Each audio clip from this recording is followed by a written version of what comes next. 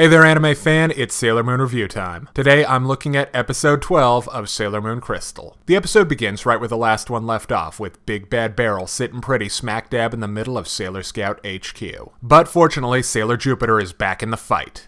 A fight that threatens the structural integrity of the Sailor Senshi's Bondian base. But it's not a problem because Sailor Mercury transports everyone, except the cats, "'Cause who the hell wants them?" to a pocket dimension or something, where, with a little help from the silver crystal and that magic sword, Sailor Moon straight up kills Queen Beryl by cutting off her necklace. Okay. And we learn that the Wicked Queen did it all to force Prince Endymion to love her. Well, isn't that completely over the top and absolutely underwhelming?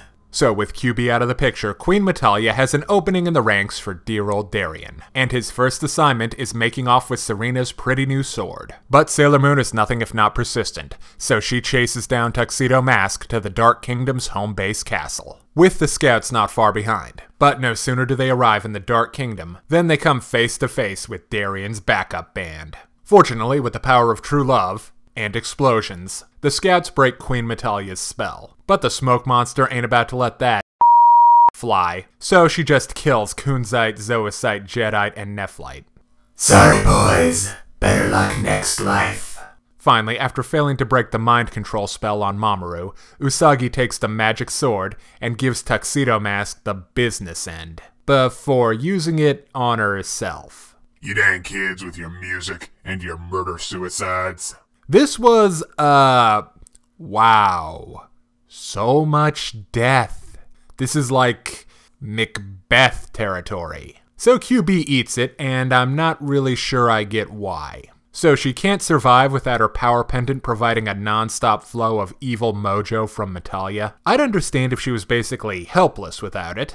So is Queen Beryl not reincarnated like the rest and she's just been hanging around ever since the fall of the Moon Kingdom? I.e. needing the powers of darkness to live long enough for Princess Serenity to finally be reincarnated with the crystal. I don't see why Queen Beryl can't survive without a connection to Queen Metalia, but this is the closest QB has ever come to being sympathetic. Now, selling the entire human race to an evil gas bubble for unrequited love isn't really any less selfish or straight up evil than doing it for ultimate power, but it is more, well, human. The fight between Beryl and the Scouts is also fairly good, with lots of special moves and flashy powers. It's a lot better than Sailor Moon vs. Tuxedo Mask, or the Sailor Scouts vs. the Dark Kingdom Lieutenants, which are just more flashing lights and yelling. And dang, all 4 of the Dark Kingdom boys gone, just like that. Well, if you need proof that Metalia is evil as hell, there you go. But I did really like the Sailor Scouts' reaction to seeing the men they loved in a previous life getting atomized right in front of them.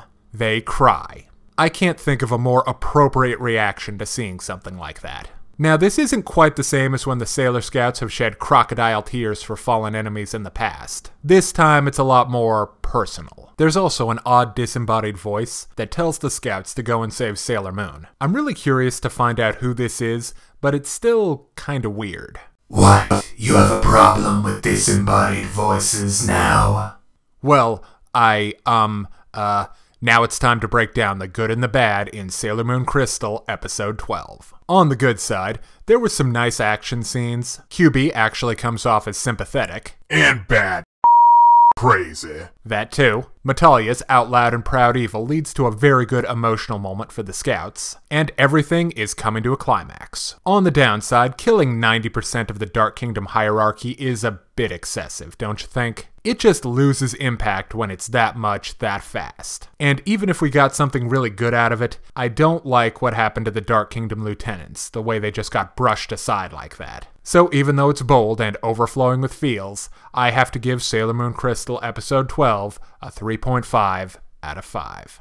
If you're interested in more reviews of anime, movies, TV shows, comic books, or video games, check out my channel on YouTube at StupidPrivate913, or find my Facebook and Deviantart pages for video updates and more. Thank you for watching. Hey kids, today's show is brought to you by the letter 4 and the number potato! I'm a stupid private.